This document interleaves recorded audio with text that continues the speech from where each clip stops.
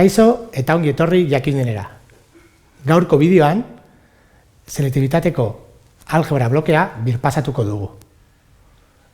Linka batean duzue algebra blokearen ariketa mota ohikoenak.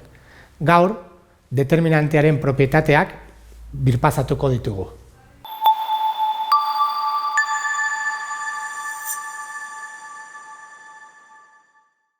Gaur, 2024 ohiko azterketatik B bat ariketa egingo dugu. Jakinik determinante hau bi dela, kalkulatu behar ditugu bi determinante hauek, propietateak erabiliz. A egiteko, hasieratik aterako ditugu hiru hori komunean dagoelako, eta minus hau bihurtzeko positibora. Orduan, minus hiru aterako dugu, A, B, C, P kena geratzen da orain, alderantziz, Q ken B, eta R ken C. Eta hemen behan, berdin, ez dugu ezer egin.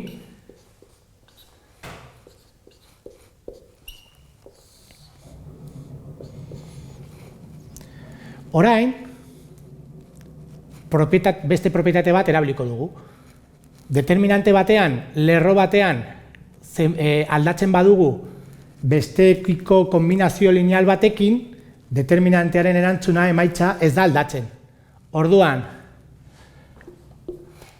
bigarren errenkada gehi lehenengo errenkada egiten badugu, A, B, C hori kenduko dugu. Eta hemen gauza bera, hirugarren errenkada gehi lehenengoa egiten.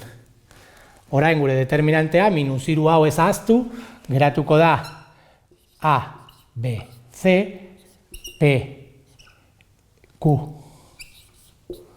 R, bi iza, bi I eta bi zeta.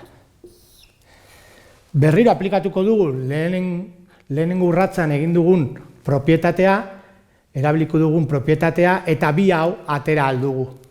Orduan, minus 6, minus hiru bider bi, minus 6, eta orain daukagu ja, enuntxatioan agertzen den determinantea.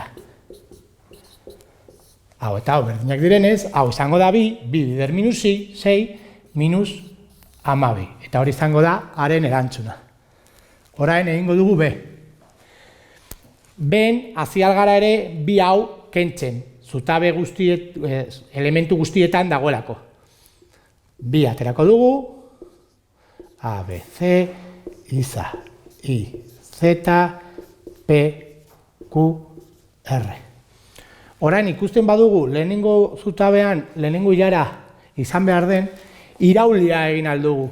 Eta determinante bat eta bere iraulia emaitza da berdina, determinanteak berdinak dira. Orduan aldatu aldugu eta ez da ezer aldatuko. A, B, C, bigarren zutabea izango da bigarren errenkada, hori da iraulia egitea, eta hirugarren zutabea, hirugarren errenkada. Bale, orain begiratu aldugu, eta ze aldea dago.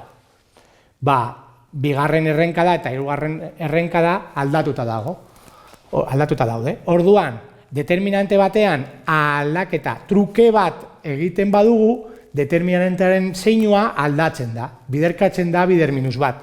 Orduan, minus kokatu behar dugu eta aldatu aldugu errenkada horiek.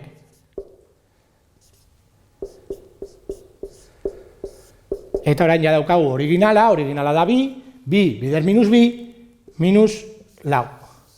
Hau izan da dena, mila esker ikusteagatik eta gogoratu, sare sozialetan eta blogorrian jarraitu jakindun.